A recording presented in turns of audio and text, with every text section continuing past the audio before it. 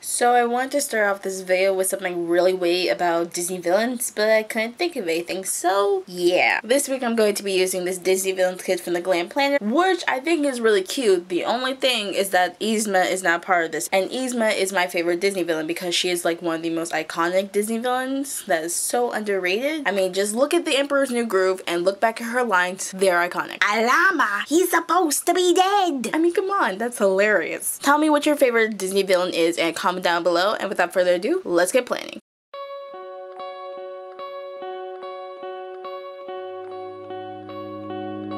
Still as a breeze, a river flowing deep, don't wanna leave